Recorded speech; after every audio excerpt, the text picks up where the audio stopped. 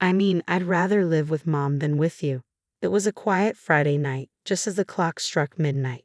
My husband, James, was engrossed in an online game in the living room while I was sitting at the dining table, working on some tasks I'd brought home. When James casually mentioned living separately, as if he were discussing the weather, I was stunned. Why? I asked, needing to understand his reasoning, especially since our marriage had been struggling lately. My name is Madison, I reminded myself. It was midnight on my 35th birthday, and I was in the middle of fertility treatments. James's sudden announcement felt like a bombshell, a cruel, unexpected birthday gift that left me completely speechless. Without taking his eyes off the game, James said, "You're 35 now, right? Even if you do get pregnant, it would be a high-risk pregnancy. I've given up on having kids with you. That's why I'm moving in with my mom." What? That doesn't make any sense, I shot back, baffled by the disconnect between giving up on children and his decision to live with his mother. James and I had gotten married the year before last. We initially planned to enjoy some time as newlyweds, but James was eager to start a family. As the youngest of three brothers, with each of his older brothers already married and having 3 kids each, James was often told by them that it's best to have children while you're young and energetic. Encouraged by this advice, we laughed it off and enthusiastically tried to start our own family, but a year passed without any success. At one point, James snapped, "You need to get this checked out." "Check what?" I asked, confused. "Find out why we're not having kids. There must be something wrong with you," he shouted. I was infuriated by his assumption, but I still went to see a gynecologist, just to be sure.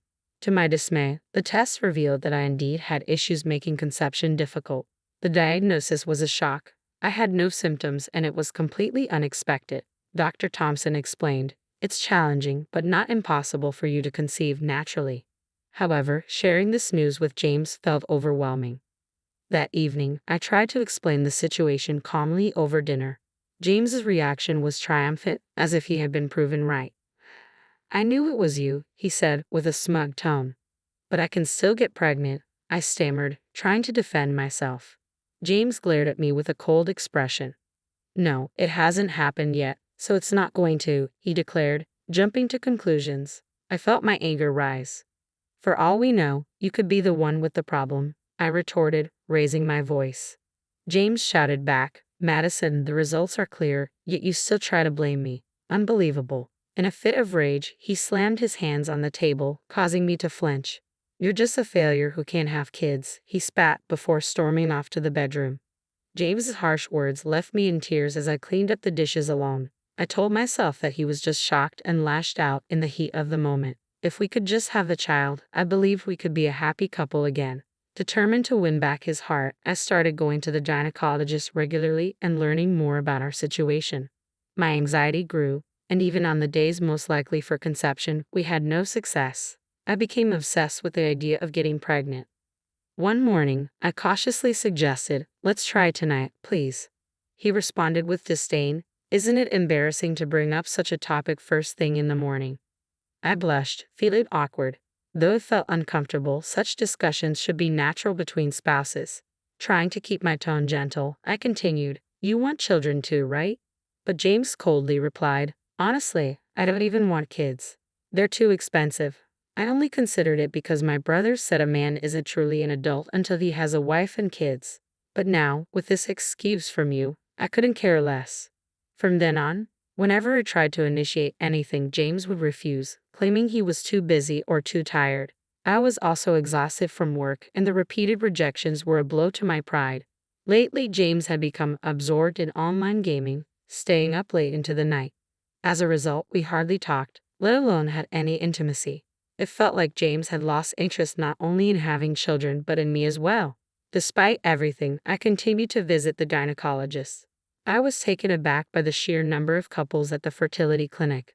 The place was always bustling, and even with an appointment, a 2 to 3 hour wait was common. It was somewhat comforting to see so many couples facing the same struggles, all doing their best. Occasionally, I'd see couples leaving the doctor's office with tears of joy streaming down their faces. The wives, with still flat bellies, would gently touch their stomachs while their husbands walked closely beside them. I envied them deeply. I wanted a child too, hoping it would restore James's love and bring me happiness. I clung to the fragile hope that having a child would mend things.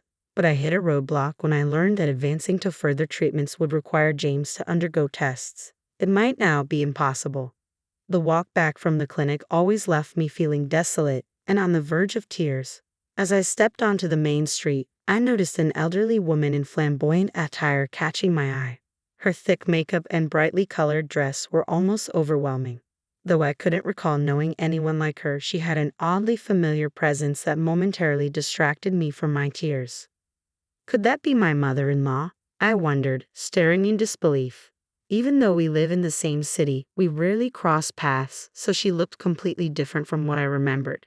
But the distinctive mole on her cheek was unmistakable. My mother-in-law was supposed to be a modestly dressed, typical grandmother, so her radical change in appearance was shocking. I quickly blended into the crowd, trying to avoid her notice. The truth is, my mother-in-law is quite a character, indulgent with herself yet harshly critical of others. She's notorious for hurling insults that most would find shocking. She showers her youngest son, James, with favoritism, treating her other children merely as financial resources. Even her other sons detest her. When my father-in-law was dying of cancer last year, there was talk of her moving in with one of her sons, but both the eldest and the second son firmly refused. We expected the request might come our way, but she announced she would live alone while she was still healthy, possibly out of spite or simply due to her nature. After my father-in-law's passing, she made a scene, accusing everyone of being ungrateful for stealing an old woman's retirement money and took all his inheritance without sharing it. Despite attempts by my brothers-in-law and James to divide it legally, she refused to budge, and no one could prevail against her. She told me, "I have no interest in getting along with you, so don't come to my house," she said. Despite her usual clashes with my sisters-in-law, this interaction was relatively peaceful. She didn't notice me that day and soon disappeared into a store. Her presence in that shop was so unlike the mother-in-law, I knew that I found myself staring at the store's sign in disbelief. That night, I considered telling James about his mother's unusual behavior but decided against it. She was an adult, and with my father-in-law gone, she was on her own. It wasn't my place to comment on her personal choices. After that, I saw her a few more times but chose to ignore it. Months went by, and as my birthday approached, James brought up the idea of moving out. I asked him, "Is there someone else you're interested in?" I wondered if his talk about his mother was just an excuse and if he was planning to remarry. But given that he spent most of his days gaming at home, it didn't seem like he was seeing anyone. I almost laughed at my own cold reasoning.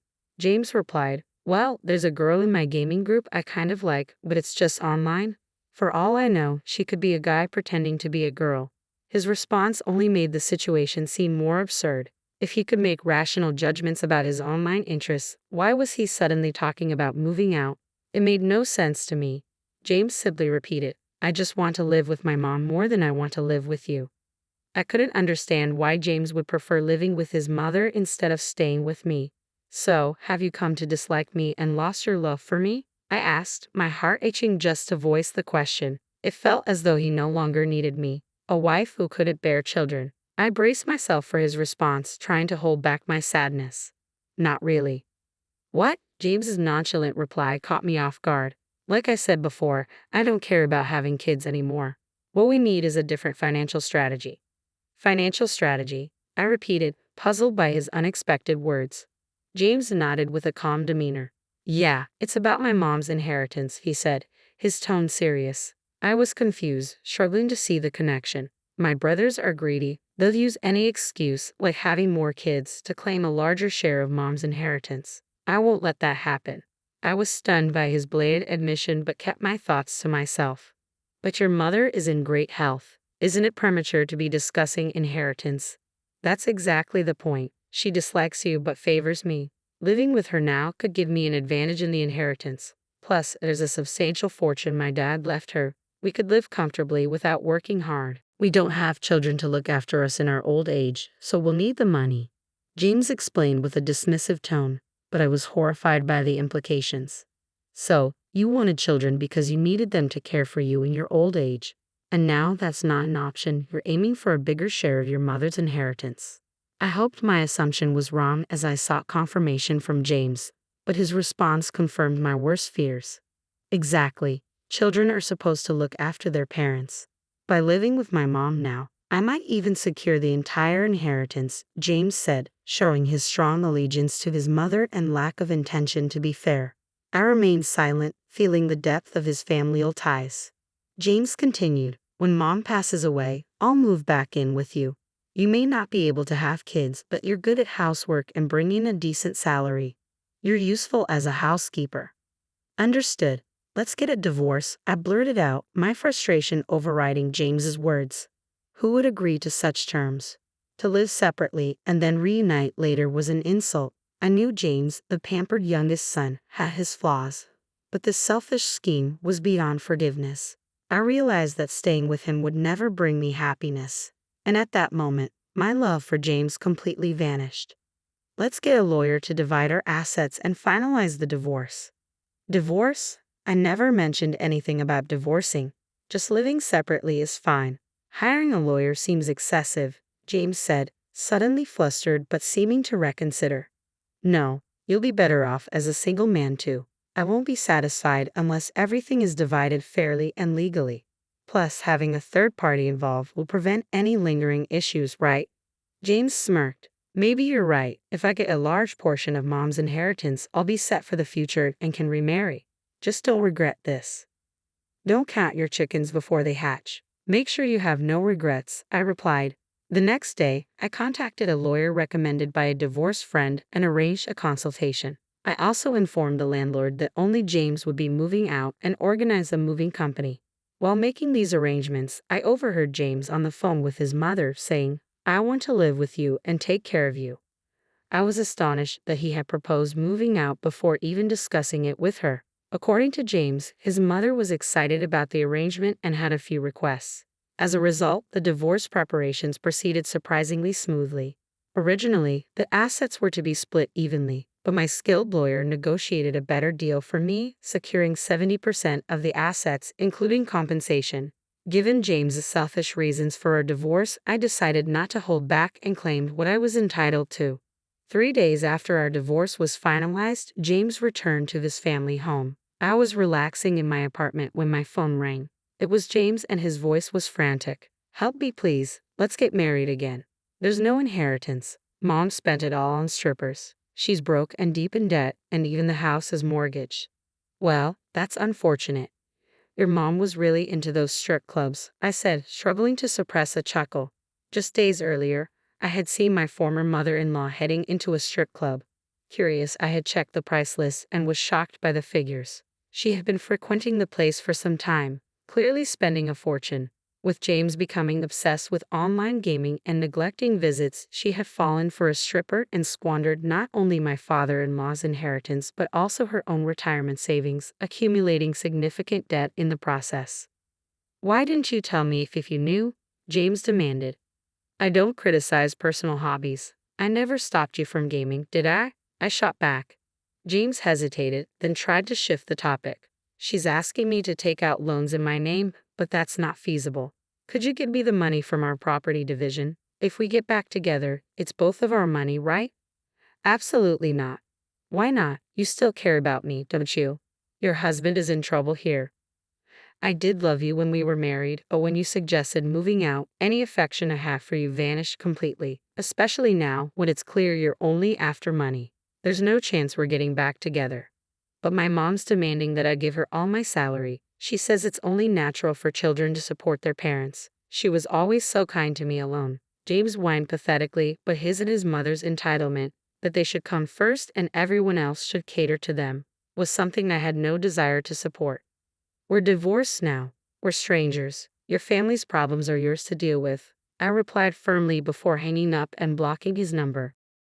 I called my former sisters-in-law next. Although it had only been 3 days since the divorce, the urgency of the situation made it clear that waiting wasn't an option. I filled them in on the recent developments about my former mother-in-law and the details of the divorce. They expressed their sympathy and promised to deal with James. Soon after, my former brothers-in-law stormed into the family home, creating quite a scene. I heard about the commotion from one of my former sisters-in-law. After James' call, I decided to change the locks on my apartment for safety and made up my mind to move out. It felt like a complete break from the past. While searching for a new place, I discovered that the family home was up for sale. Though I could have inquired about James and his mother, I chose to focus on moving forward. I was ready to leave the past behind and start fresh. I'm now considering a pet-friendly apartment where I can enjoy a leisurely life with a cute cat.